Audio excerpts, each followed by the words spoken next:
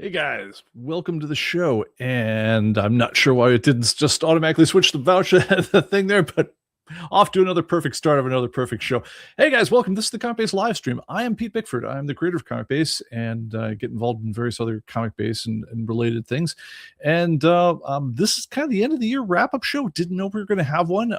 Look for a good solid 3 minutes there. It looked like we wouldn't have one after all, but no, we got her going. And thank you all for being here. I really appreciate you. I hope you had a terrific Christmas, and I hope you all have something really nice planned to do tonight. So, want to say hi to people before we get into too much.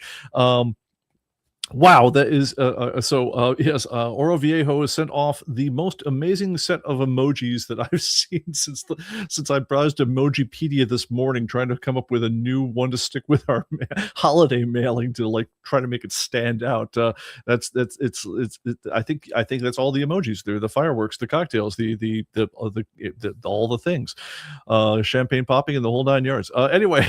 So cloudy and 22 degrees in Minneapolis, going down to 2 below zero tonight. That sounds like you'll be starting the New Year's the normal way I'm used to. Oh goodness. Anyway, Mike Beam from A22 from New Year. Welcome from Vancouver, Washington. Overnight frost and freezes. Looks like things have been chilling down. They really chilled down around here in Nashville. We were like 70 degrees on Christmas Day. It was beautiful. I was walking and dodging around in shorts. It was nuts. And then of course the next couple days later it was like down to like 20s and gale force winds. And Dodger, my Bernese Mountain Dog, had never been happier. He's like, it's great, Dad. I'm going to stay it all day. I'm never coming in. Anyway, but let's see here. Philadelphia looks like back in the 20s again. Northeast Florida, Agent of Camp reports is quite nice, down 55 degrees. I feel like I'm just doing the weather here, but. I want to say hi to everyone here at Agent of Camp. Greg Hector, our moderators in the house. The first thing, of course, he did is hassle me because I only started typing the show notes 40 minutes ago on this thing. And so anyway, let's see here. Chris Brissal's, we're fine. The sun just came out. Excellent. Just City Comics. Wow. Okay, so let's see here. I'm scanning down here. It looks like everyone is getting ready to batten down the hatches if you're in the Midwest. Buffalo schools, I've seen so many snow days. Excellent. All right, so let's see here. We had the Pete report. I'm skipping past that. Palatine. I'm just gonna skip down to the news here. All right. Anyway, so excellent, guys. Thank you for showing up, Jet C Comics. Hello.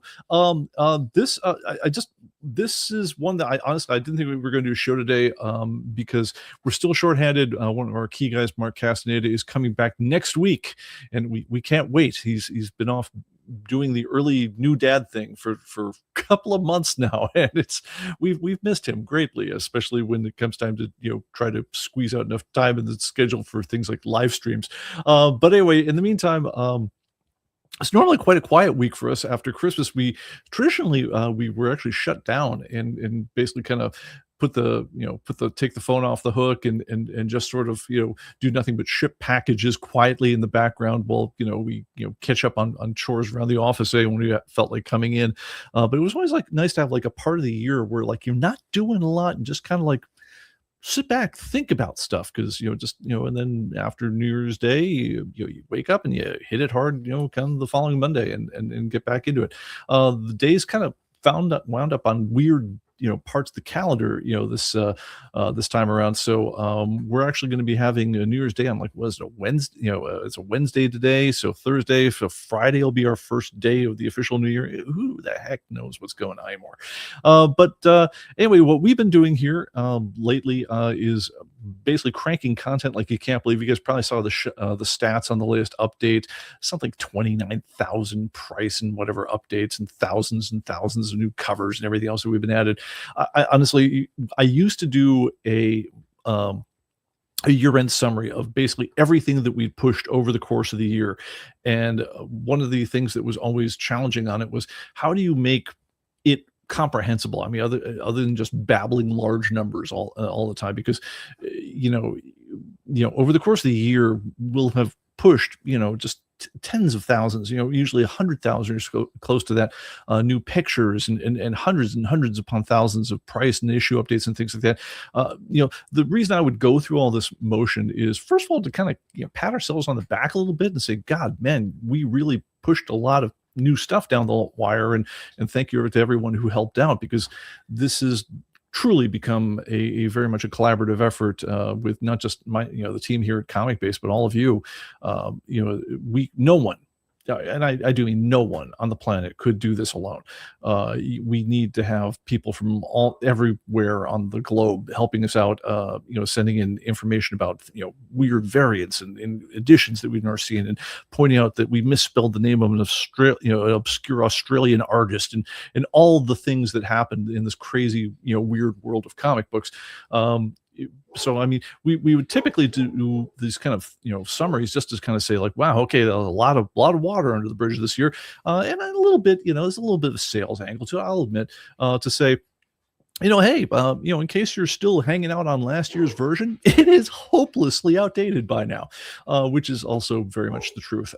So if you are still hanging on to last year's version, you haven't updated your stuff in a while, yeah, your prices are wildly out of whack with everything. But anyway, that by the way is a great segue to the whole idea that this is now getting into the final hours of our big holiday sale. This is we save the big action on sales and things like that for the very few last bits of the year, and the clock is obviously ticking. So if you guys have not renewed, or you're thinking of subscribing, or you're thinking of checking out ComicBase, or maybe you want to get yourself that barcode scanner for Christmas, do it now. Now is absolutely the time to do it, because the price is going to be significantly higher in like a very short period of time. So anyway, head on over to comicbase.com, and that will give you all the details. End of commercial. Anyway, with all that said, if you guys are using ComicBase right now in the current version, I'm also going to encourage you, make sure you download the latest build. The number is, let me go ahead and grab it over here. I had it memorized before the show, but that's before I had to fix about 17 green screen whatever things. Build 26.0.7.3146, or as we're getting to the point where we just refer to the last four digits, build 3146. If you are using anything less than that, go under the internet menu, say check for updates, and make sure you download that. You also can download these things from the registrations page. Whenever you download from there, you're always guaranteed to get the very latest version of the program. If you are using anything much older than like a week or two ago, there are some things that you're missing that you are probably going to notice as soon as this week's update. For the content, for one thing, there's been some important changes to grid editing, and so forth.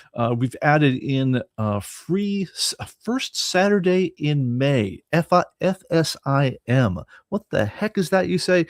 That's the one of the two replacements for Free Comic Book Day that have emerged in this post-Diamond world of ours. First Saturday in May, FSIM issues and CGD issues.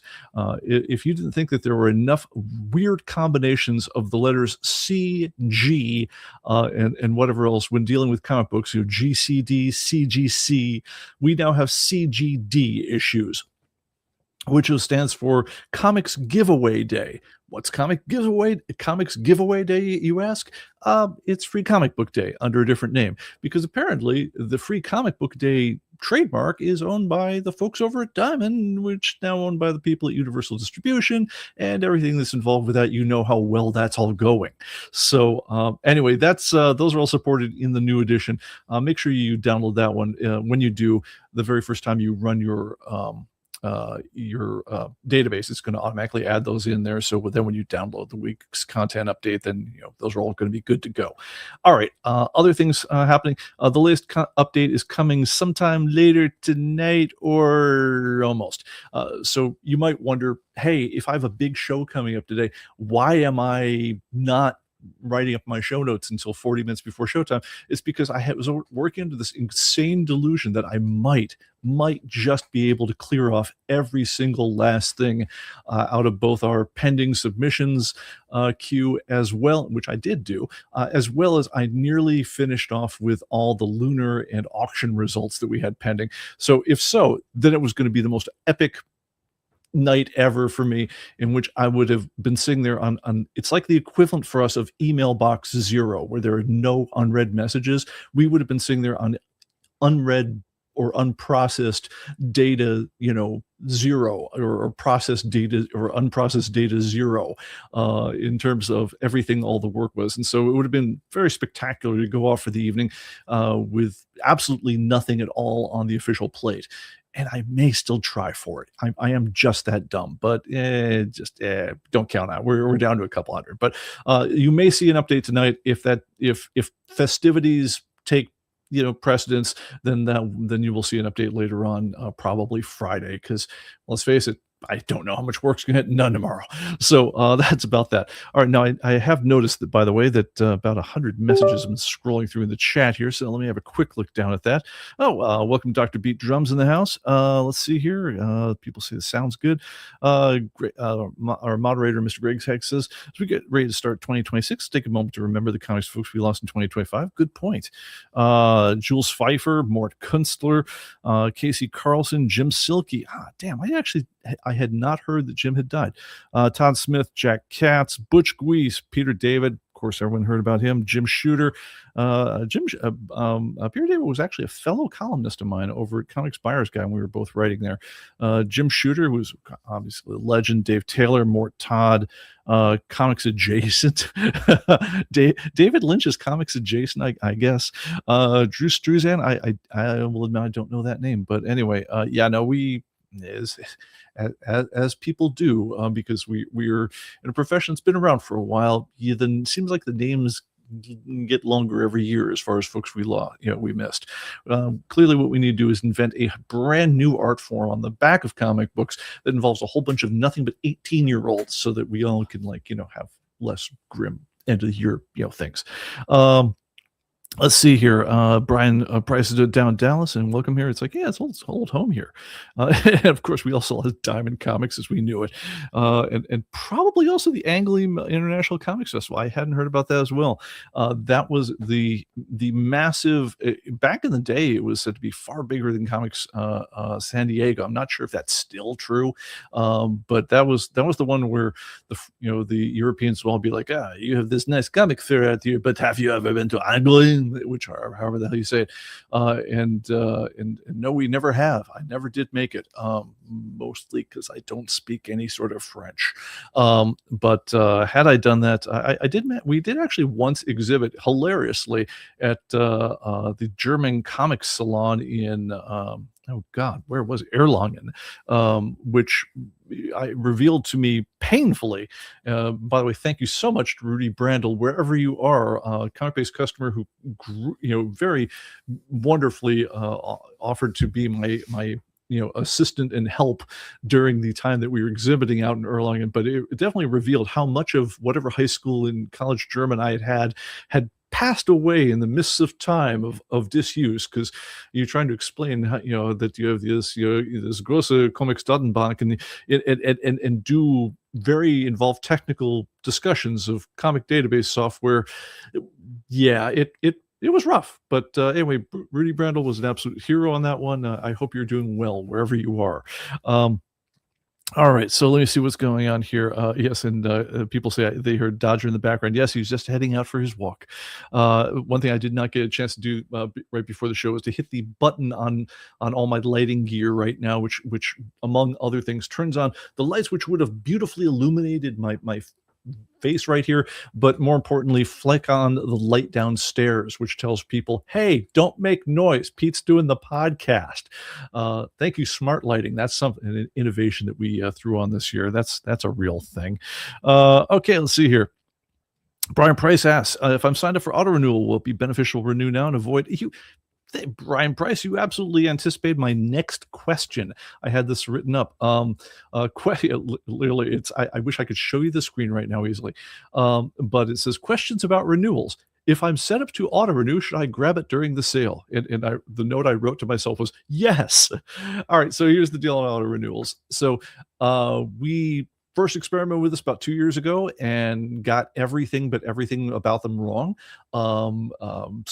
We apologize. Everything from giving people way too many notices, things were getting ready to renew, and hey, you have your renewed yet, and we did all the things you could possibly do to be annoying while doing renewals. We did that the first year.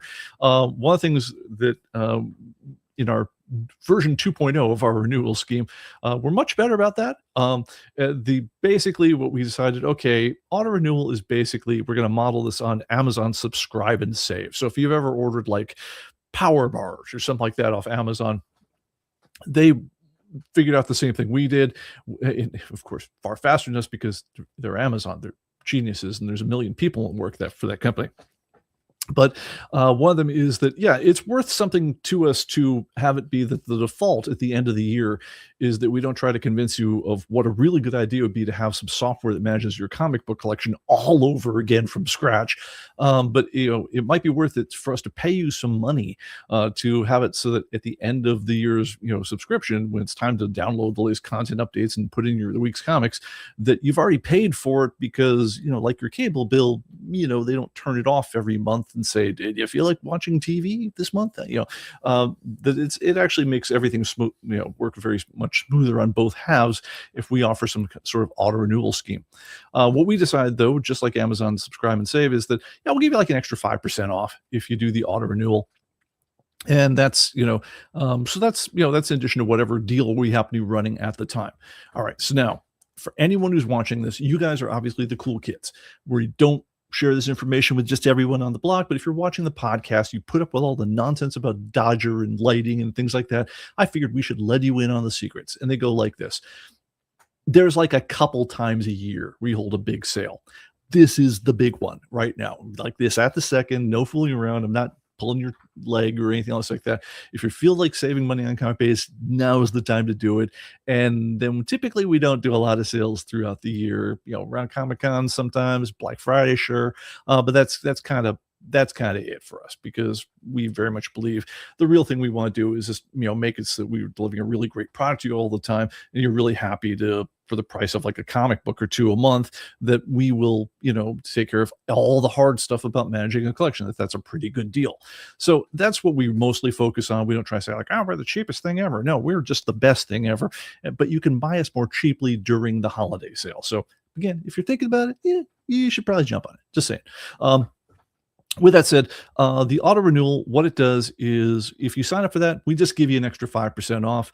And I will also tell you this, you can take the 5% off, and then 5 seconds after you check out, just go and hit the cancel button right next to where it says it'll renew a year from now. Just hit the cancel auto renewal, and it'll say, you sure you want to cancel? And you say, yeah, sure, want to cancel. It takes like a second if you want to do that. So we're really just giving you an extra 5% off just for saying that, yeah, in theory, I would auto renew. So if you hate the idea of auto renewing, just take the 5% off. That being said, and here's the trick. When you auto renew, it says, okay, yeah, the auto renewal price is whatever the deal we've got, whatever the price that we have going on that year is. And if we raise the price all next year, you still get that price. So it's not the sale price, but it's the standard price that we've got going on. So if you were auto renewing, I think like an archive is usually like $129.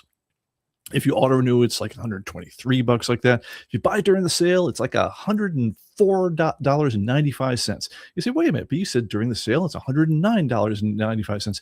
Yes, it should have been, except I was in a hurry because we're short-staffed these days, and I'm the idiot who put up the sale prices, and I forgot that I have to add $5 because of the auto renews when you really get the price. So yes, we're actually underpricing the archive. So by the way, if you're thinking of getting the archive right now, get the archive. Sign up for auto renewal. Get it for $5 less than we even advertise as the sale price, because hey, what the hell, guys? Saving money is good. But anyway, when the auto renewal comes up, it'll say like things like, yeah, okay, a year from now it's going to be $123, and we'll let you know a million times before it's time to renew. In case we happen to be running another sale, you could grab the sale price. What the deal is for your timing, with all this said and done.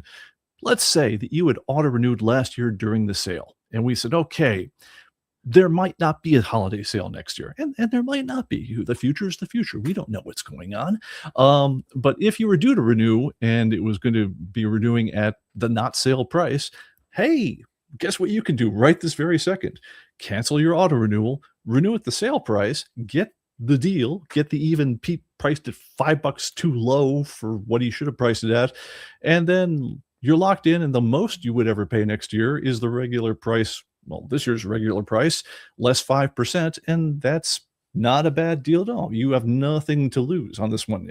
You have everything to gain in terms of money. You have nothing to lose, but I don't know, cost. I don't know, but I was trying to turn this into a communist manifesto slogan, and I got nowhere.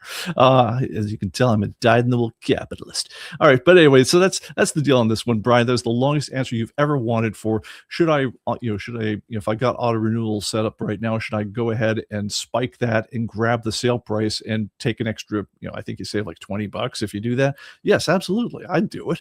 so yeah, go ahead and do that, and like I say, make sure you hit that auto renew button, even if you don't mean it, because nothing's stopping you from canceled anyway. It's the only thing you lose is the price protection that's built in on that one. So anyway, that's basically the deal. All right, what else is going on? Princeton, Patrick McDowell, nice. Let's see. David. Wrong. David Lynch. I was thinking David Lynch, the director. He's the stripped angriest dog in the world, which is printed for the Cheval Noir. I was thinking David Lynch, the other director. Is he still alive? Now I don't know. Okay, so. And ComicBase TV says if you set the auto renewal right now, you'll always get the sale. And he also says, stop telling people to take advantage of you. It is the same David Lynch. Okay, good. Yeah, no, I mean, look, I mean, I'll just be honest about the whole thing. If we can sell you an archive edition upgrade every year, that's kind of the extent of our financial ambitions in terms of your money. I mean, if we can sell you other things that you'd like, that'd be great. But we're very, very happy if you buy what we think of as our best product and you keep it renewed. That's kind of like, okay, just tell all your friends, and then if you like us, just tell more friends. That's we don't need to squeeze every last damn dollar out of you. I mean, it's like, come on, we're all friends here. All right, so moving on. So and I said yes, and I said notes to myself. I made a slight mistake in the pricing of archive. It's $5 too low for when you auto renew. That's actually the note I wrote to myself to say about that. All right, so with that said, all right, guys. So looking back at 2025, I had thoughts, and I hope this is okay with you, because this is a little bit unusual for me. I don't normally just go on about thoughts, but hang with us as long as this is interesting, and bail when it's not, but certainly give me attention in the chat, and I'm interested in what you guys all think about all this. So I don't know what Time Magazine's going to do this year in terms of their cover of the year. I haven't been paying attention to them, and I guess I don't think anyone's been paying attention to Time Magazine for a while. Didn't think it sold for like $1, and even then it was like a horrible loss. But anyway, but for us, realistically. And Brian says, thanks for the info. Renewal complete. Excellent. That's what we want here. Just like I say, tell friends. But anyway, look, if people are being honest about 2025 on any level whatsoever, I mean, look, you can look at world events. Lots of stuff went on, obviously. But I think if we just look at it as a society, this is the year that AI came in and changed every damn thing. Maybe it hasn't changed your life personally yet, but I'm just telling you, it has absolutely kicked the chair out from under whatever you were doing this time last year. If the chair hasn't rearranged its relationship to the geometry of your floor yet, it's only because it hasn't had time to fall and get into a new shape. But no, I literally, I think it was March of this year, I was typing along doing my usual thing where you download the latest version of Visual Studio, which is what we build ComicBase and everything else in, and it had some technical note, it's like, yeah, blah blah blah, release 17.1, yeah, and by the way, we've added some AI features to whatever else. People talk about AI forever, but there's a joke, actually. It's and of course, that's what I do for you. I cleaned up my desk. I was going to wave a pencil So imagine I'm holding a pencil right now. There's like a joke with the job interview. It's like you're going out for like thing. It's like, and the interviewer, because he thinks he's being badass, says, "Sell me this pencil," because he's supposed to show that you can think on your feet and seize the moment and launch into sales mode, where else. And the joke is basically, this year the answer is just like, it's got AI. All you got to do is say it with a straight face, and yes, you'll sell him that pencil. People have been doing this for a couple 3 years now. What's been happening is it's the dawn of something called a large language model, LLM. The most famous one, of course, being ChatGPT. The T, which the GP is, I'm pretty sure, stands for general purpose. The T, importantly, stands for a thing called a transformer, which will come up later. Just stay tuned. There will be a test. What it really mattered to for most people in the last couple, 3 years, is it was a wonderful way to kind of replace some of your searching. You notice that all your search, every time you went looking for something, a year ago, 2 years ago, you would go and you would pick up Google or DuckDuckGo or whatever the heck you used. And every single search engine that I know of in the last year has switched to an AI-based response type model, which, by the way, completely has been screwing the advertisers on all the economics for Google, et cetera. So if you ever think that network effects are so important, they can never be outdone and first mover advantage, all that stuff, and nothing can ever change. Google will never be displaced, etc. Google is absolutely terrified, and all their advertisers are absolutely terrified right now, because you can change the model of how people get information utterly with something like search-based, not switching from search-based answers to your questions to AI-based answers. And you'll notice what it doesn't do when it's giving you that answer to your thing is it's not listing 50 other web pages to go to visit that stuff, which also means your eyes aren't on the ad. Anyway, with that said, that stuff started hitting the scene a couple, 3 years ago. People started using it to cheat on their term papers and medical exams also a couple, 3 years ago. And I think basically for, until quite recently, that was probably the major use of ChatGPT, was to, finesse and finagle and half-ass work which you should have been doing yourself, which suddenly, bit by bit, it started doing a job that was about as plausible as the dumbest student in class, which then suddenly got to be about as good as the medium student in the class.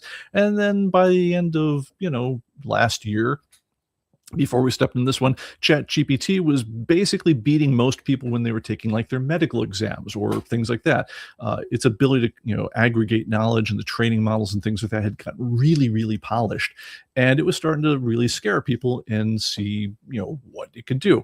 Well, they also started introducing new versions. It wasn't just a fire off a search and have it cook up an answer for you. They started being able to do things like saying, can you work with images? Can you integrate image data into your answer? In other words, can you, look at this picture and analyze and tell me what you think of such and such? And for that matter, can you give me back a picture from prompts that I give you? Very, very primitive. A couple of years ago, people would, fool around with early versions of it. DALL-E used a thing called Stable Diffusion, is the typical way that people will generate these models.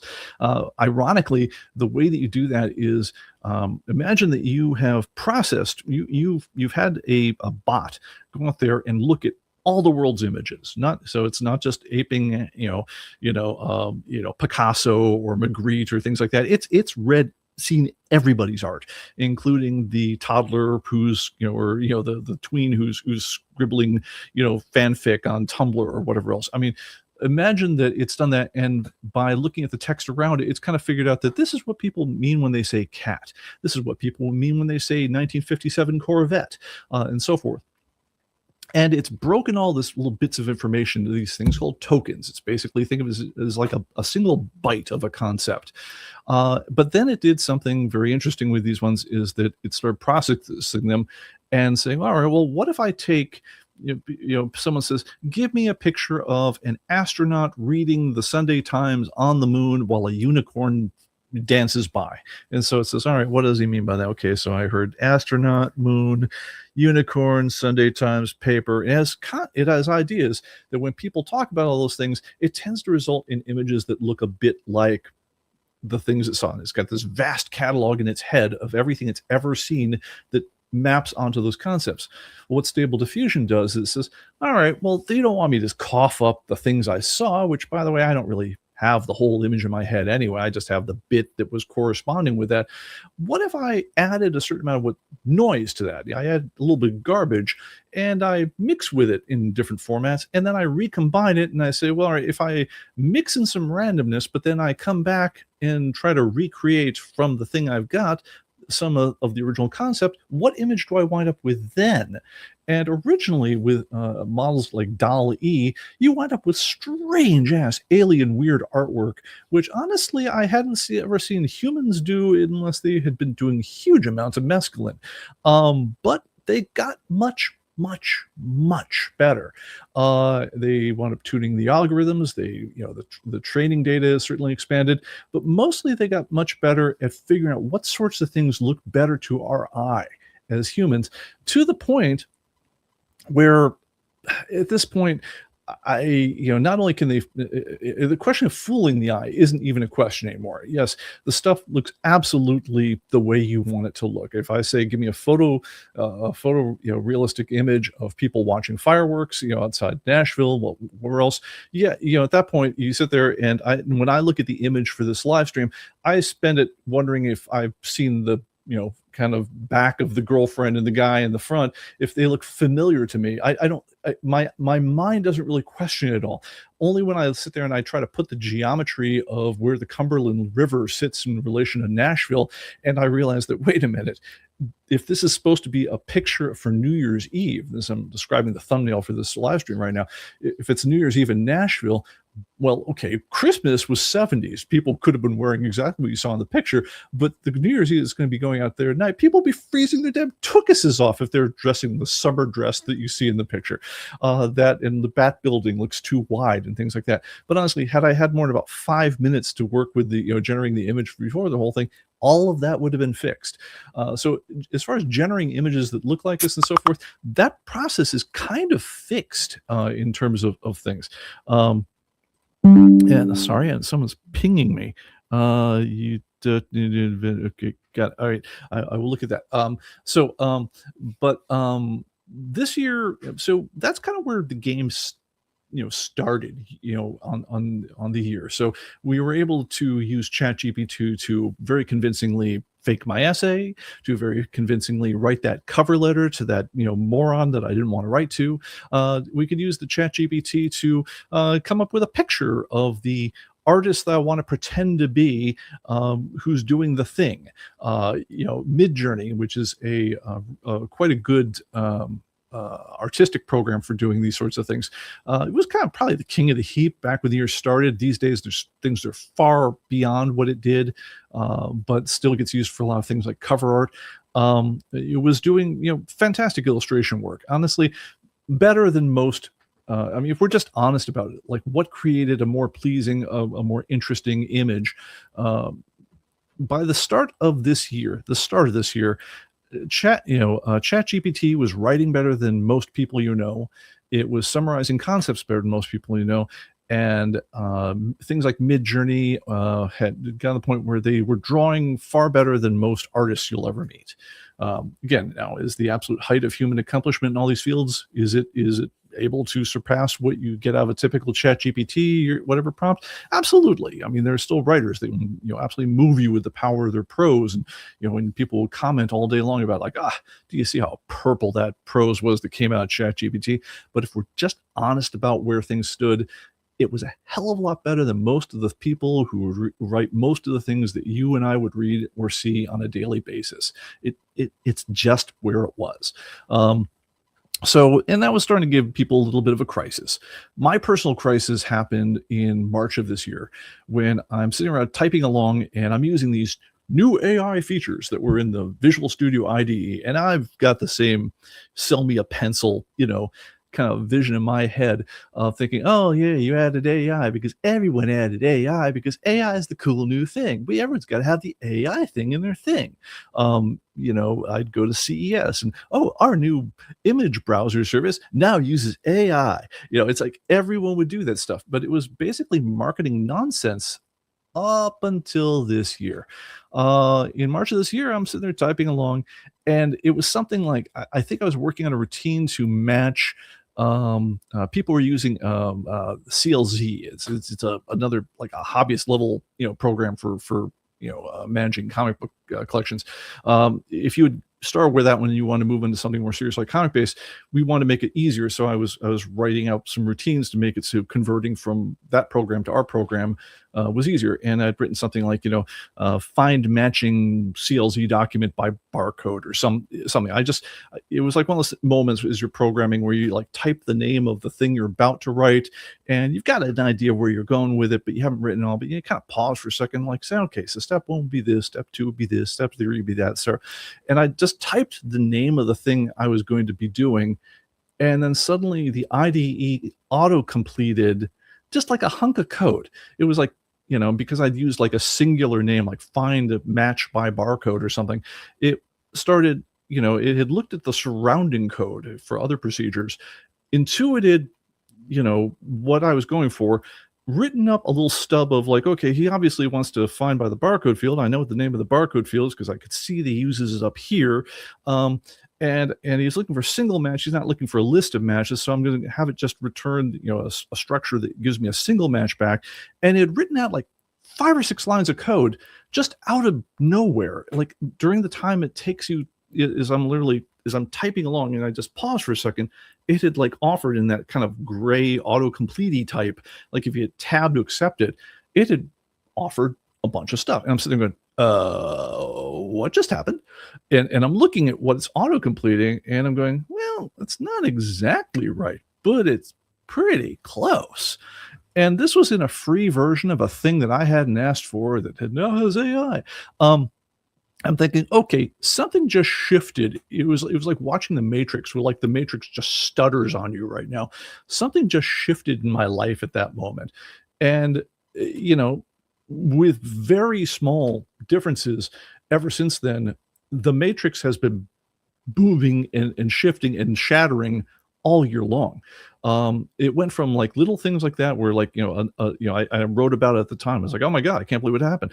And then later on, it's like I was writing a longer bit of code, and it offered like a whole block of like case statement of, oh, well, clearly he wants to iterate between all the different media types that he's working between there. And so he'll want to do this kind of operation. And, and it's the sort of thing where like, wait a minute. Okay.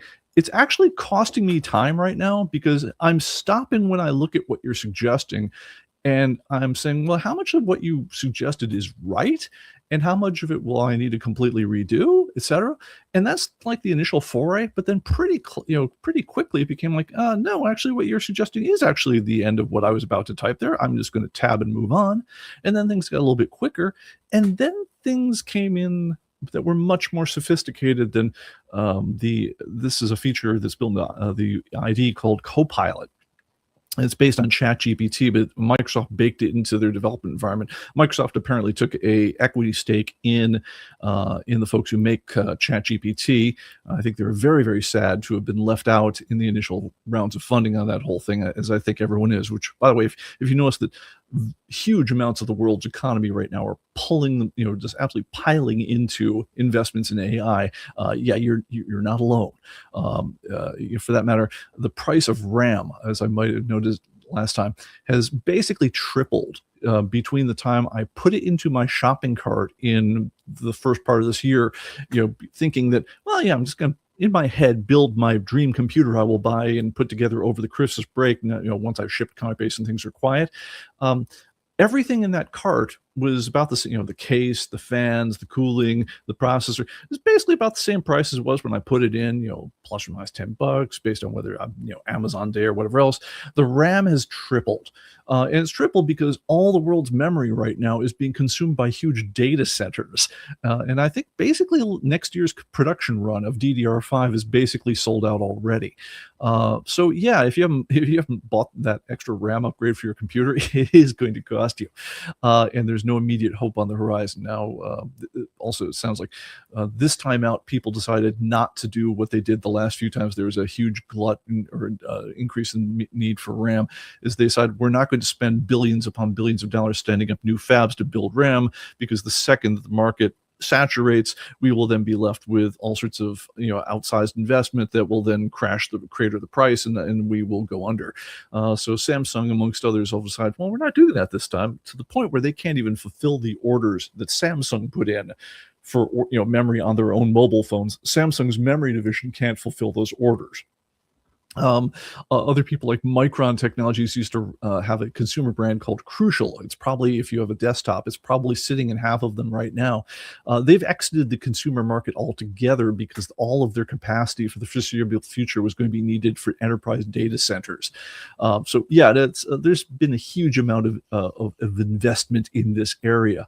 But later on, once we got past like the Chat GPT or the Copilot like auto-filling of little code stubs, then in my case, the big change happened when not Microsoft, but Elon Musk. Everyone else had to have AI, so why shouldn't the guy who sent a Tesla into space and said, well, I'll play, I have a space company. I need ballast for the Falcon Heavy. Something has to weigh the thing down to prove that it has thrust. Okay, I will stick a Tesla in there with a spaceship, with a guy in a spacesuit in the whole thing, with a little dongly on the mirror that says "Don't panic," because I really like the Hitchhiker's Guide to the Galaxy. So when Elon Musk decides I want to get into the AI game too, of course he's going to name his Grok, because it's named after Heinlein's idea from A Stranger in a Strange Land to grok something. It's old geek speak. It predates Elon by a long chalk, but geeks would talk about grokking something, basically stealing from the Heinlein novel, because it was a sci-fi term that meant to essentially understand it with the whole of your being. So ChatGPT had XAI that makes their I'm sorry, not XAI, but other people, Google had Gemini and so forth. Elon's was going to be called Grok. And I thought, okay, we got 5 different players. They're all swarming for position. Yeah, okay, who's got in the game? And I realized that most of these guys have limited demos and things like that. And I tried, try them out and say, okay, Claude, is pretty good for code and stuff like that. Gemini was making very strange pictures where all the Vikings were going to be black because of PC reasons and something. That was fun that happened this year. Bing did, if you wanted to, make images of Pixar, versions of yourself and things like that. Bing was pretty good for that for a while. But ultimately, in terms of like schlepping code, I tried the Copilot tools that are built in Microsoft Visual Studio, but honestly, other than doing the kind of repetitive things that like made for good, like if I were going to pretty my code up and I was going to submit it to, for some kind of open source project, it was great at doing that kind of maintenance-y type stuff, checking parameter validations and stuff like that, but not for like writing original stuff. It was not super at the, throughout most of the year. And so I turned to this new Grok thing, and I said, all right, I will start posing coding problems to Grok and see what it comes up with. Grok had a very different personality than ChatGPT was. ChatGPT was like hello, I am the official answer on everything here. I'm going to very patiently just describe to you what the proper way to do this thing is, and it would go through and give you paragraphs of blah blah blah blah blah. You should do this, then do that, and the other thing, and so forth. Grok, in keeping with Elon Musk's personality and what he was going after, Grok was like the computers on, if you read Hitchhiker's Guide to the Galaxy, he talks about like, the ship's computer, or the very self-satisfied doors where like they make a triumphant whoosh every time they open and a very satisfied whoosh whenever they close. Grok was like that. You ask the same kind of coding problem, you'd be like, hey, that sounds like a terrific problem. I can't wait to get in with you. Well, I think we'll start out by doing this thing, and then we should try to go this one. But let's steer with me, buddy, and we'll get on the adventure. And honestly, it was very similar to what in programming is called pair programming or team coding. It was kind of like I suddenly had a assistant working with me this year that had boundless enthusiasm, had read every tech note that Microsoft has ever had in its entire existence, knew an awful about everything, and honestly seemed to have some kind of basic understanding of the whys of why coding stuff worked. So it seemed to, I'm not sure what the secret sauce is under the covers. It's still fundamentally a large language model. but it seemed better attuned to doing actual working. So Grok became my buddy this whole year in terms of doing going on my coding adventures. And man, long story short, it's people. There's like a joke that was going around amongst programmers. It's like, every time there's like a joke where you can have where like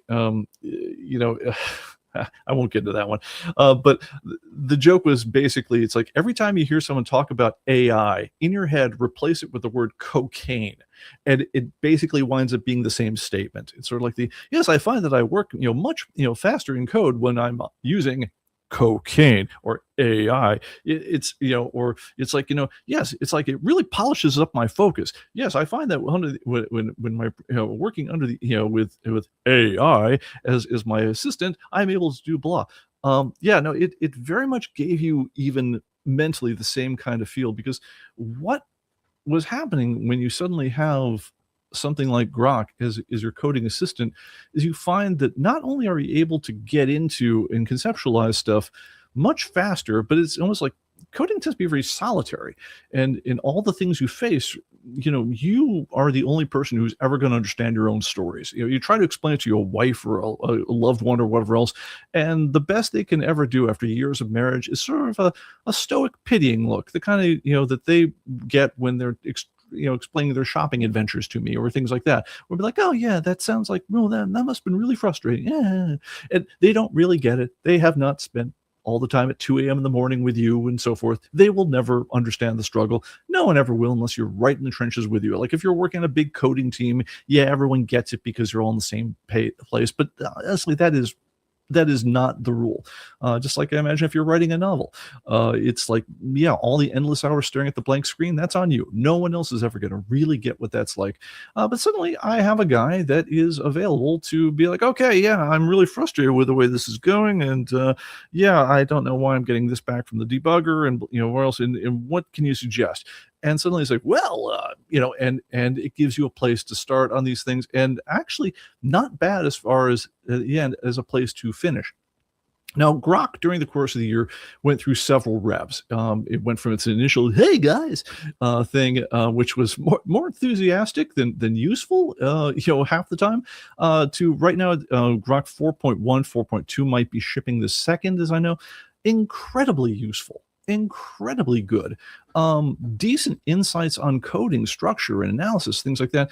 And also the massively increased what's called the context window, which is how much stuff you can throw at it at once and have it not choke, to the point which I literally at different points during the year found myself going like, I've got an extra couple hours, before I wrap up for the day on a Friday, and I don't know. It seems like it's going much faster. Yeah, I wonder if we could start refactoring the entire model for how that we handle, individual items amongst the major media types, and turn them into a polymorphic class that we could easily call, and, maybe trim 10,000 lines of code out of the program or something. True story, that actually happened this year. But it becomes something that you think of doing because you suddenly find that you can work so much faster. The closest thing I can compare it to, lest you think that it's just a matter of just say, hey Grok, would you write me a program? No, it's not that at all. You need to have an idea what the hell you're going about. But Grok is like, it's like using power tools for the first time on a carpentry job. Yes, you could saw the board. You know how to saw boards. You have to invent the furniture in your head ahead of time. The computer won't do that part for you. You can say, hey, computer, can you think of many ideas for furniture? And it will think of many ideas for furniture. None of them will be the one you want. But if you have an idea, I want to execute this design, and how do I get there? And it can be like, oh, okay, you'd start by doing this, you'd start by doing that. You have to do the work of actually designing all the things. It will give you a framework that will obviously, sometimes get you over that writer's block that you can get into. But more importantly, there are certain kind of scut level work things that will happen during the course of it where it's not really that fascinating, but it still takes a lot of time. And think of it like sawing boards. if you've got like a miter saw or something like that, yes, I imagine that you, as a competent woodworker, absolutely could saw that board. You could saw that board at a 45-degree angle if you've got the alignment jig and things like that. I have sawed that board many, many times myself, but I haven't done it ever since I had a miter saw. Because as soon as I owned it, in a multi-stage adjustable miter saw, that's the last time I ever got out my crosscut saw in a jig, clamped the thing in, and did this for 5 minutes. No, you take the thing in, you sort of hold it down there with one finger while you're going there, and you go, and you're done. There are many things like that that happened in terms of coding this year that were like, and it was done. And some of them were just crazy. Like, yeah, here's a list of 850 publisher names that I need to organize into this kind of format, and I need to do blah blah blah with it, and da da da da da. And it's the sort of thing you absolutely could do yourself. It's not like it mentally would not take you. The hardest thing you would have done would be staying awake during it. But my God, if you could sit there and say, yeah, okay, on it, boom, and if you get that list back in the way you want, or you analyze the thing you want, you get the basic timing data back from like, hey, I want to go through this section of my code. I want you to block out all the major areas where we're spending any time of any significance, and I want to take the timing data, feed it back to you, get a list of the areas to concentrate on, and then let's start knocking them out one by one about where things go. That'll happen this year, and it's the sort of thing yes, all of this could have happened in the technology that was available at the beginning of the year, but none of it would have happened as fast. And the greatest scarce resource that any of us have on this planet is the time that we've got to play with things. And that became so clear for me over the course of the year, because what I was watching in real time was the ability to throw problems at Grok or other large language models, just to deal with various things, everything from timing of refactoring code, or optimizing database routines or things like that. The ability, it's like working with the LLM at your side versus working without it. It was like, okay, yeah, something that would take a week suddenly took a day. Something that would take like 3 or 4 hours suddenly took like 10-20 minutes. You're still in charge. You're still the guy driving the show and everything, but so much of the scut work of the whole thing went away that suddenly you're like, oh, hey, I'm actually done with every feature that I plan to add to ComicBase by like May. And so like, okay, so what do we do now? Because we're not due for Comic-Con for several months yet. And suddenly became like, well, what else do we have up on the board for things that we wanted to change in every other system this year? Can we bring that mobile app in? Can we get the mobile app away from the contractors that have been, having us stalling in the wind forever? Can we revise the barcode scanning library? Can we, make that happen? It suddenly all these things became something that beforehand we would not have had the time to even think about doing them, and suddenly became things like, yeah, no, it's on the schedule now. That's something that we can get done. Yeah, we've schlepped more code this year than at any point in my entire life. It's not close. I looked at my we use SVN here in house as our code repository. The amount of code that we've checked in, it's like twice the previous record for all the other years. I've done it in, I think, 5 different languages. By coding languages, everything from C#, Visual Basic, SQL, TSQL, and so forth, JavaScript, you name it. Work across all these domains. This is all something that, if you knew like a buddy who's really, really good with SQL Server, you'd hire that guy and say, okay, yeah, we're trying to optimize our query, which finds variants and things like that. And, and you'd go through these very, involved analyses and things like that. LLMs are the sort of thing where you can do that, and they're equally good across all the languages that they've ever read. And so, I mean, just absolute game changer-y type stuff. So, I mean, I could go on for hours and hours on the whole thing. And honestly, if we ever do like ComicBase After Dark, after the holidays or something, I may. But it's really changed the calculus of what it is that we can take on in the course of the year. So we started out by clearing the decks as far as everything we want to do in terms of features. And then very fortuitously for us, we also then got a chance to turn our attention to, well, what about the in-house tools we use for doing things like content? what can we do about those? Because suddenly we find ourselves with a little bit of time on our hands. All those things that we've ever, we're like, they always say if you want to find a good barber, find the guy who doesn't have time to sweep up after himself. That was like the old, the old advice for old barber shops. Because that's the guy who's busy cutting everybody else's hair.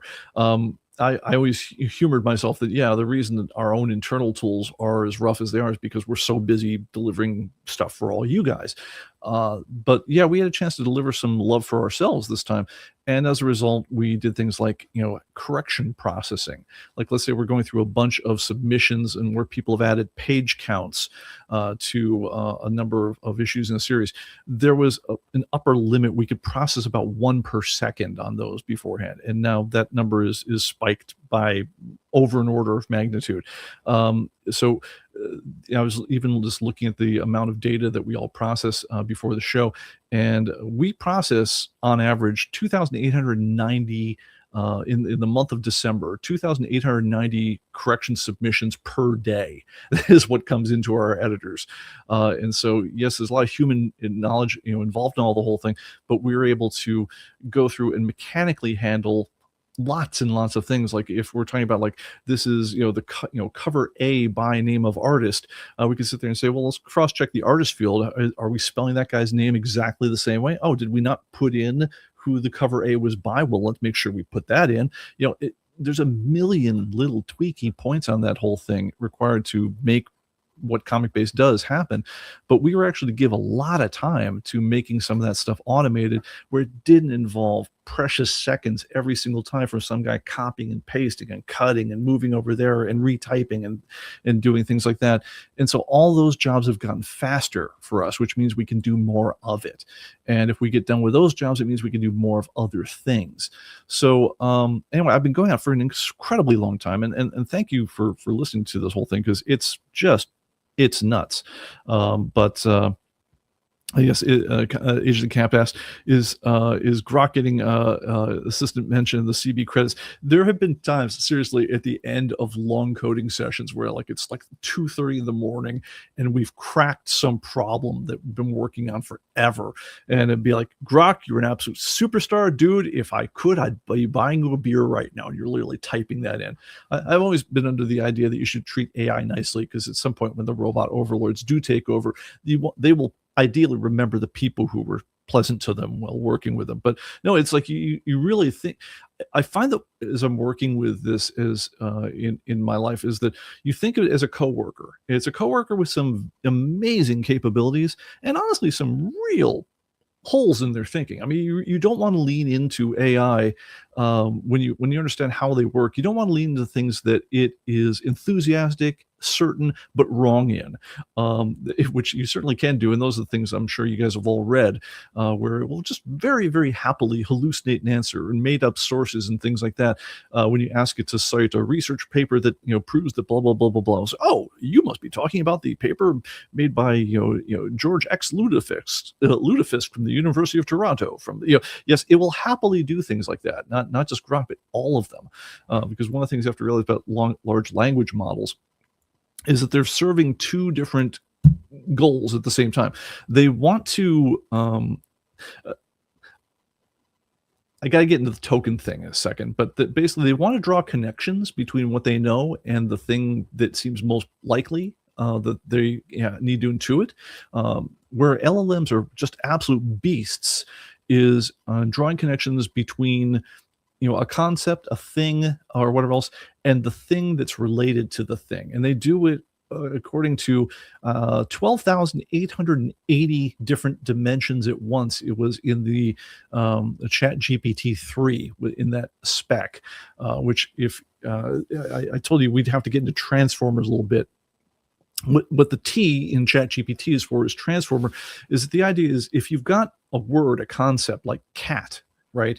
And so you say, okay, what comes, so if I say the cat in the, and it'll say, okay, I know where you're going with this one, because it has figured out that between the prevalence of those sorts of concepts together, cat, and it's not going to say wormhole. That's not going to be the thing that most comes to mind for it.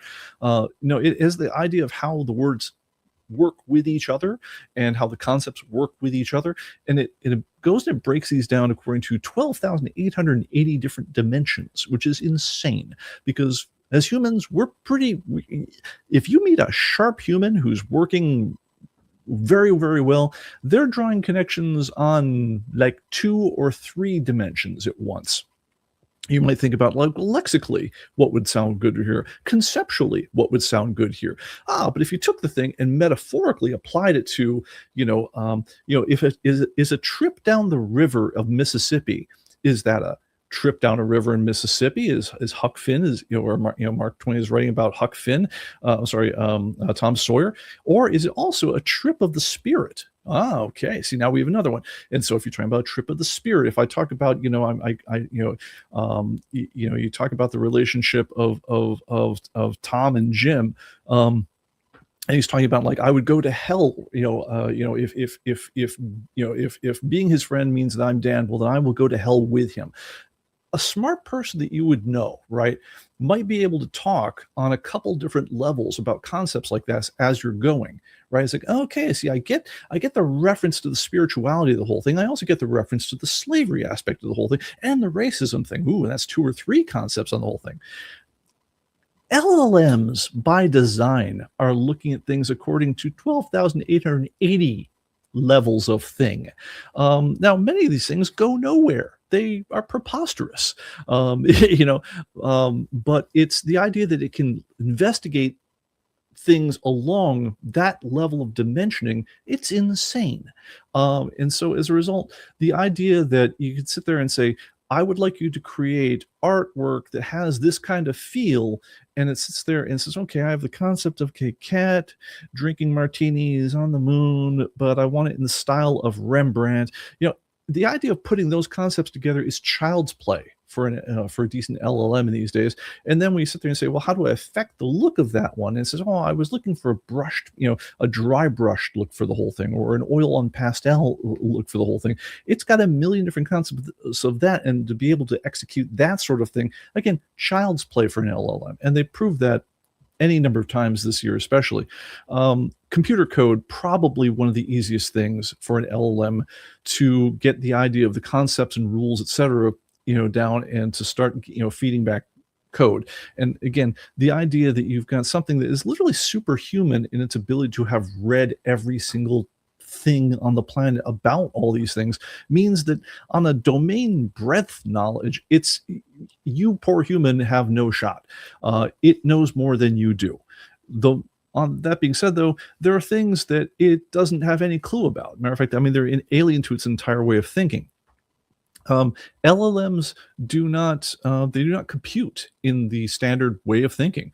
One thing that always blows people away is to say, wait a minute, this thing could write a very convincing essay about the metaphor for Tom Sawyer navigating the Mississippi while running away with a slave, and how that's a parallel for the voyage of spirituality and the emerging South. That is kid stuff for an LLM. But if you ask it to say, all right, can you beat an Atari playing from the 1980s playing chess? LLMs do not do that kind of work. They're really rotten at it. They might have seen some chess books and goes, oh, okay, absolutely. And they will always say, absolutely, I'll get right on that. And they'll copy down the first moves it's seen from whatever chess book and everything. And after that, they're completely lost because they don't have a concept of the math and the permutations and the goal setting that's implied by chess, the way that a grandmaster does, or for that matter, a competent chess program from the 80s. It's not what they're made of. They're made of something. They're made of something different. LLMs, amazing at connections. They're amazing at again, because they've read everything. The idea of like, okay, if I want to install new gutters on my house, what are the steps? Where would you get started? It's read everything about them. It's got the domain knowledge. It's great at introducing you to these concepts, and it does a terrific job of it. Again, amazing at curing the writer's block, amazing at getting you going. If you're ever procrastinating on making your new novel or getting started on that project, LLMs, absolutely wonderful way to get going on it. But what are they bad at? Okay, they're okay as a search engine. I'm going to say they're just okay. The reason they're okay and not great as a search engine is the way that they're trained involves them going out there, reading the entire interweb, and then being trained at enormous time and expense. I mean, like absolutely staggering, like, wealth of nations kinds of money to train these things up and form the tokens and all the connections along all those matrices. And it takes a long time, and that also means they tend not to be particularly current. There was a time right during the holidays, for instance, President Trump had just announced that, yeah, I'm giving the postal workers, because of my munificence, the day before, Christmas and the day after Christmas are now federal holidays, and so no one has to deliver mail. And so I'm sitting there trying to think, well, I've got a million packages to ship. Hey, I heard a thingy on, I think I saw a post on this saying Trump announces, this thing. I don't know if it's real or not. It was just a post someone made. I didn't get an official announcement on my Trump phone or anything. So I said, hey, Grok, what's the story? Is, December 24th and 26th, are they federal holidays or not? I says, absolutely not. Completely sure about this. It's like, not a doubt in its mind. Nope, the 25th has been a federal holiday since whatever year, but those things are not, and so too bad for you. I said, well, what about this post I just saw? Is that real or not? And it goes and checks some other store of knowledge and says, oh yeah, actually he just announced that it is a federal holiday, so there you go. So get used to that kind of thing, and it has more to do with the idea that its training set hasn't fully adjusted to changing reality. So do not ask an LLM, I don't care who it is, for a serious opinion about very new things. Asking them for a very serious opinion about current events is idiocy. It's just a bad idea. It may not know a whole bunch of facts that you may have known just by reading the news, etc. It may have a lot of context and breadth and connections it can draw to other things, so use it for that. But yeah, as search engines go, they're okay. If you ever want real frustration in your life, ask an LLM to describe the inner workings of any interface of any program you use regularly, whether it's Apple's mail program, Adobe Photoshop, etc. It will happily be describing things that it read about from some guy's post referring to an unnamed version from 5 years ago in the same breath it talks about some brand new feature that was added last week to a completely different version. It doesn't know. It's a connection machine. It's not a fact machine. Not exactly. Anyway, sorry about that. Just something I got, I think it's like a Dodger hair just flew through and just jumped on my tongue. I have no idea how that happens. So anyway, but so watch out using it as a search engine. I would never ask it a question about current events. You're going to get a nonsense answer. The other thing is, be very careful with any kind of LLM. Is remember it has two goals. One goal is to keep you happy, right? It wants to be your buddy. It wants to make you happy. That is definitely a goal of its.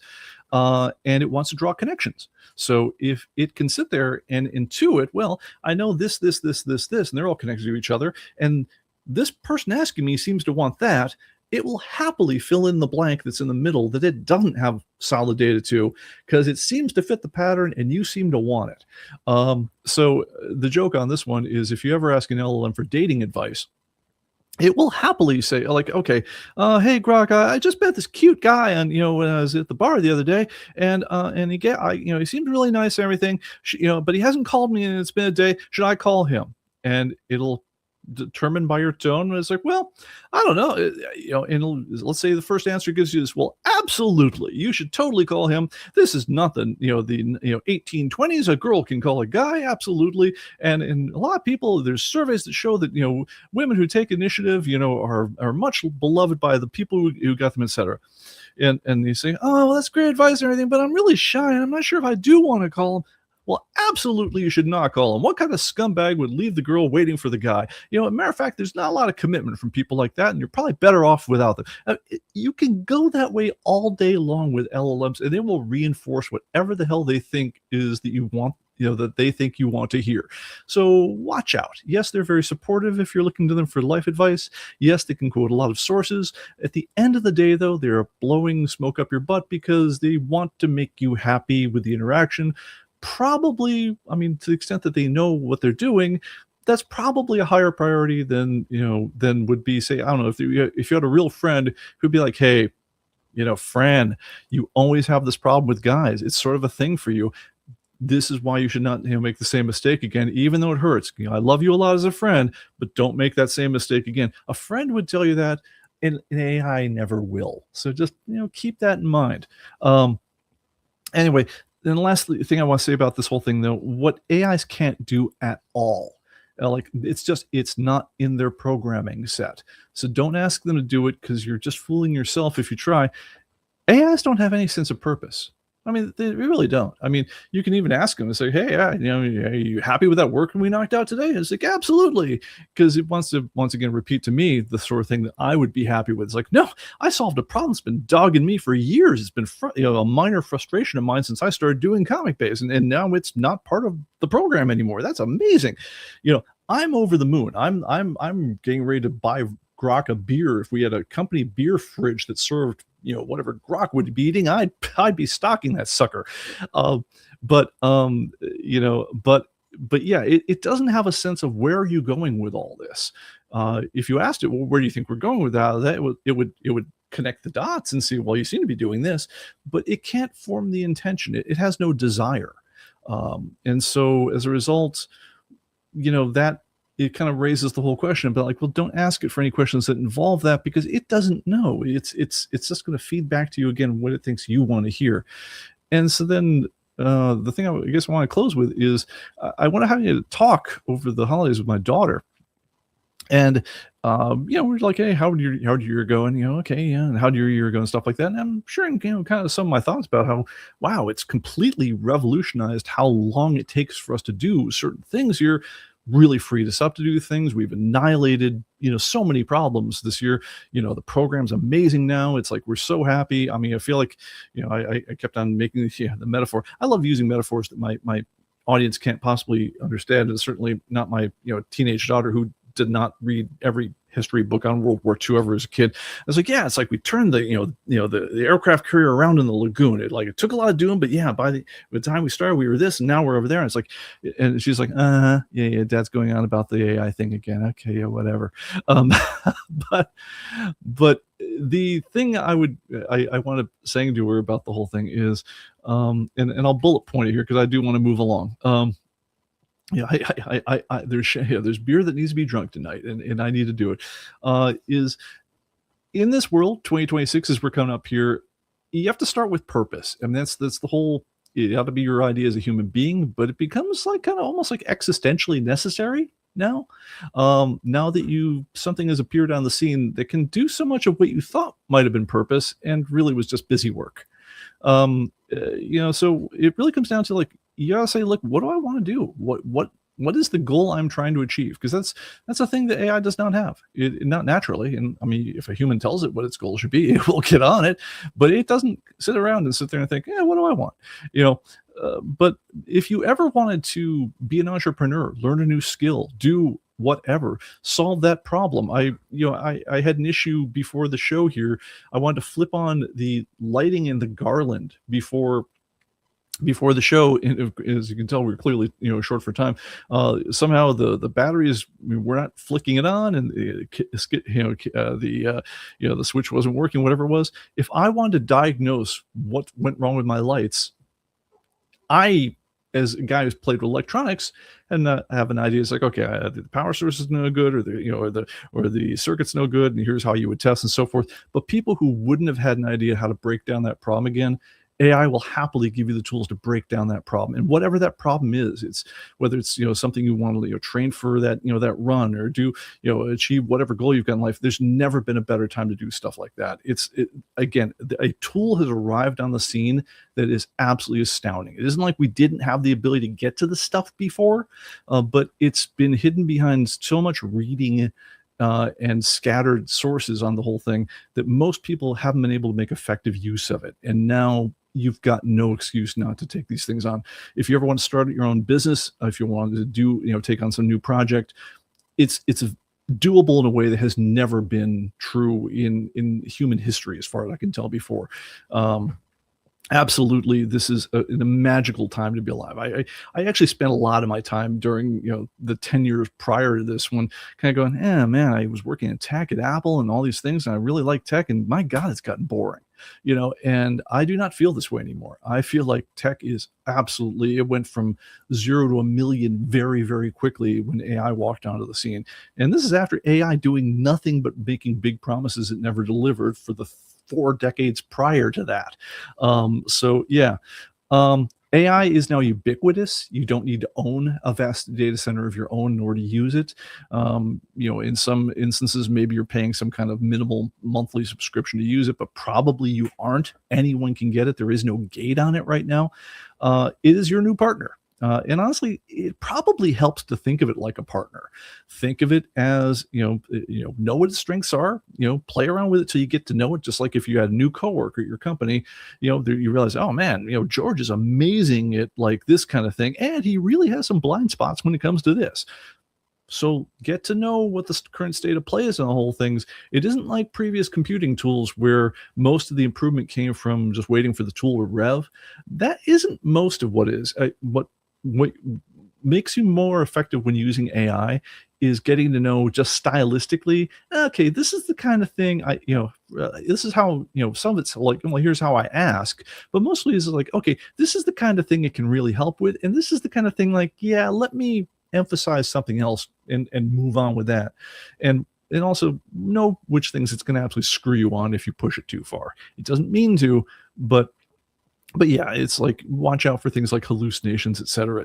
It's a real thing. It's not, but the main thing is just use it for what it's good at. Don't push it for things that it really can't do. Also keep in mind, so AI is your new buddy. That's good. But also remember, your competitors have AI too, right? Remember how I said there were no barriers to entry on this whole field? That applies to your competitors as well. So whatever you're doing, whatever you're trying to stand out in, assume that they are all using the same or better tools than you've got. And maybe they've been hip to something brand new that is giving them an edge on something. It's a very, very brutal world on that whole thing. So don't try to win it just as a tool war. The thing that's going to make your difference in this world, and this is why I would tell my daughter or anyone else, is it's like, okay, they may have the similar tools to you. Do they have your imagination? Do they have your understanding of the underlying problem you're trying to solve? Do they have an understanding of whatever customer or audience you're trying to reach? Do they have your work ethic? Do they have do your competitors have your purpose? That's going to be what sets people apart in this brave new world of ours. It won't be who's got the better tools or the faster computer. It'll be all those kind of weird philosophical level skills. So yeah. And then I'll also say that like draws to like. Find your tribe and have it based on something other than money. There's going to be a lot of people in the world that are trying to use all these new tools, and they've never really thought anything other than what can I do that makes me a lot of money. Well, it turns out that if you're doing that and it's the same goal everyone else has got, you're going to wind up at basically, trench warfare parity with them. It's nothing's going to be any different for you. But if you're sitting there thinking, I want to create a really cool thing which does X, at that point you're in a field of one. Because if no one else has the imagination to think, I want to create that new cool thing, you have no competitor in that one. The AI didn't make that up. And so, use the power tool, but have it, realizing the dream that you cooked up with, not just, I would like to make money. Yeah, so that's the thing. The warning I gave to my daughter, and I would give to anyone else out there. If AI can do the job better than you can, it soon will. Adapt. There are any number of people that we did not hire this year that in another year we would have hired. Specialty programmers who had a particular skill that we did not have in-house. We hired them at the beginning of the year. I had the usual project management frustrations with them. You might have had, been able to hear the grinding of my teeth on the several live streams as I'm managing people from any number of places along the world, dealing with specialized skills. At the end of the year, I don't have these people in my life anymore because I have an employee that now I am augmented in a way that we can take this sort of problem on directly. Um, I don't typically need to get specialized task knowledge of that sort in a way that we would have needed any other time in history, really. If there's a guy who was an expert in a particular programming language, things like that, any other time it would have taken me so long to learn the language and come up to speed with the concepts required to move forward the thing. It'd be far more efficient to hire the guy. I'm not sure if that's necessarily the case anymore. I'm never going to say, yeah, I'm not going to say it's never the case, but it really moved the needle as far as where you would draw that line. And I'm going to say in a really very real way, there's at least 2 consultants that we did not hire this year that in another year we would have hired. And now we have full knowledge and full control of the resulting output. As a result, everything's iterating much more quickly. Think the mobile app. It's like it used to be years between revisions. Now it's weeks. All right. Other things. Excellence in expression is still something we'll pay for. Yes, AI is really, really good at getting the form of things, but if you were amazing at writing, if you're amazing at songwriting, if you're an amazing artist, people will still pay for that. Being average in expression is now damn near valueless. So adjust accordingly. If all you ever hoped for was to be an average artist, or an average songwriter, or whatever else, assume AI will be doing your job if it's not already doing your job now. So it's tough, but that's the way it is. And then last thing I want to say is the mechanical aspects of things that we used to use to connote quality. A couple of years ago, my wife got me a copy of Zen and the Art of Motorcycle Maintenance. It was a book I'd asked for, which I'd always meant to read. And I finally had a chance to read a couple of years ago. But it's the idea is guy is getting obsessed with the idea as he's taking a long motorcycle journey with his son of like what makes quality, and the author uses it as a good excuse to more or less do a quick primer revisiting on all of Western and some Eastern philosophy on things. It's a decent book if you haven't read it before. It's definitely worth a look. By the way, the ways that we would typically have as humans of connoting quality, like, how do you know that I'm doing a really good job, or that I'm the kind of guy you should be placing your faith in? Typically, as humans, we would do that according to things like, well, is he very well dressed? Does he present incredibly well? Are the production values of his show just amazing? Anyway, does the interface look good? Are the graphics of his production really good? Those are actually things that, it's funny. I don't think we're going to get away from them as humans at all, but they're becoming the easiest thing to fake. The dumbest job candidate you will ever interview, I guarantee, has a perfectly formatted resume, and there will be no spelling errors on it these days. All the things that 20 years ago, when you had 5 spelling errors on your resume, you'd sit there and go like, oh, I cannot believe I got this guy. Yeah, no, the idiot's still there. He no longer misspells his resume because the computer is doing it for him. He now has a nice standard format, which maybe he poured it into some template or Grammarly kicked it out for him. Those kind of automatic markers of quality are now the easiest thing to fake. The things that are especially are evident, the things that are the ways that you tell who is really worth talking to, who really knows what they're doing. It's the part where you get into the questions about anything at all, because one thing you'll notice if you've ever interviewed like an absolutely incompetent job candidate or someone who is faking being an expert in something like that, is the moment you ask them a question that's beyond the surface brochure description of it, and say, oh, okay, well then how would you apply that to this, or what's been a problem you've had when using this one, what do you think of the new thing that's come along in that field? They will have absolutely no knowledge of any of it, and so it falls apart immediately. The illusion is instantly shattered, but the fascia of it, the presentation of how they come across, is expected to be perfect more often than not. But anyway, ultimately, I think it's going to be an amazing time to be alive. I'm more psyched to be involved in tech or in this field than I've ever been. Again, it's a little bit of a cocaine high kind of thing. It's like, what would you say about AI that you would not, take the word cocaine and replace it in the sentence? And yes, this is going to be awesome when Google's AI, censors this one, or sorry, YouTube's AI. But no, there's a real thrill to being able to get amazing new stuff done, and I am very thrilled to be doing that. As far as what we're doing next year, because I did promise a little bit of that one, we're largely done with everything that was ever on even the list of things we were thinking of doing, and we've even slipped in things that we never dreamed of doing, like smart fill, or in the grid. I mean, that was never on the list of things to do, and it became something where it's like, well, okay, let's see if how long it would take to mock that up. And it's the sort of thing in the past, had we thought to do it, better part of a week probably would have gone by between the idea of like, oh, okay, let's see if we can get that rolling. And instead, it was a matter of hours to get most of it rolling using the tools we have now. So yeah, there are things that will come along in terms of ComicBase that will change. But honestly, the new horizons for us this next year is getting serious about some things that have really been not paid attention to in the level that we should have in the past. Mobile was a big change up for us. We had to rewrite the mobile app, brand new architecture, brand new language, brand new everything, new barcode scanning library, the whole 9 yards, completely different concepts on the whole thing, right for Android, right for iOS, and so forth. And now we're at the point where we're able to crank updates to that one fairly frequently. Expect some fairly rapid development on the mobile front.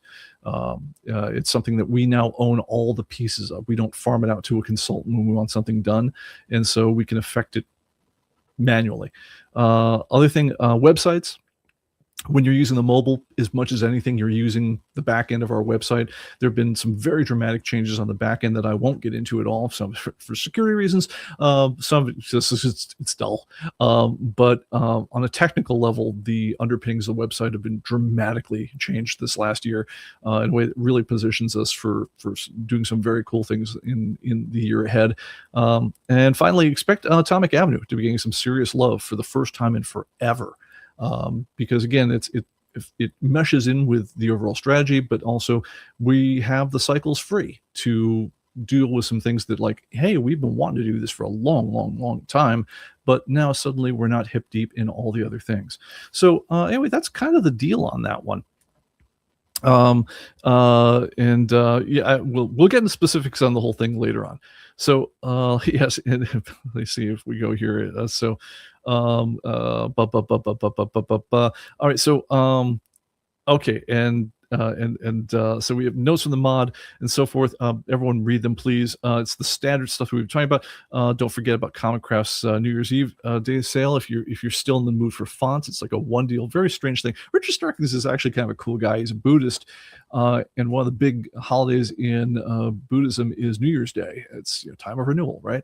But to celebrate this, he puts his fonts on sale for whatever the name of the year is, and for one day, that's how much all his fonts cost. Not for all of them in charge, but each font family. So if you've been looking for some amazing font, to really up your font game, yeah, check out comiccraft.com. They originally did a ComicBase logo for us, which then got recycled into a graphic they used on what was the Unbreakable. When they show Active Comics, it was originally a comic face he had actually worked up for ComicBase's logo. We asked him to redesign that at one point. But anyway, yeah, good guy. Anyway, great. Our moderator says, everyone, so behave, or I'll go all Galactus on the next show. Have a good evening. See you next year. So he's taking off. I'm going to be taking off here. I'm going to be celebrating London New Year here in a little bit at a local watering hole, and then heading back and just kind of chilling out for a bit. But anyway, yes, everyone have a great New Year, and I think that will probably do it. ComicBase merch, a TV merch, when? Great question. I think that maybe that's something we get onto. And I think that will do. Yeah, Pete's contributing to unemployment now. Yeah, it's look, there's the downside that we don't want to talk about unless we want to freak about it, is that, like, if you think your job is safe in a world of AI and you're not a plumber, good luck, because I think you're wrong. But I mean, on the other hand, I think it's one of those things where, like, if you have the ability to think of this as a power tool, what can a skilled woodworker with appropriate power tools do versus the same skilled woodworker without the power tools? I mean, be that guy. Don't be the guy who's a pretty good, woodworker, but doesn't embrace the power tools. And suddenly the mediocre can barely, nail two boards together guy who buys himself a miter saw is suddenly competitive with you. Don't be that guy. Be the guy who takes the tools that are suddenly available to you and takes things to brand new amazing levels and brings in new levels of polish and fantasticness that no one ever thought to do before. That's the way to make it so it, screw it. I don't, at some point, does anyone even need to employ you as long as you can find your customer base? And your customer base for anyone, I mean, I do it quite directly is I had this idiot idea is like, what if I made the world's best software for managing comic book collections? I wonder if anyone would buy that. And that was coming up on, I think we're now 32. I think we just rounded our 33rd year on that. But and thank you all for the people who've been with us on this whole hilarious mission, orbits around the sun while doing this amazing dream, because this is the sort of thing when you tell your parents that this is the business you would like to be involved in, they look at you and wonder whatever happened to that education they sweated so hard to give you in college. So anyway, no, it's if you want to go out and pursue something amazing, there's never been a better time to do that. Don't be average. It's average is a tough place to be right now, and it's not even the easy place to be right now. Be exceptional and go out and do something amazing this year. All right, guys, that's all I got for now. Have a terrific new year. I'll see you on the next one. Bye-bye.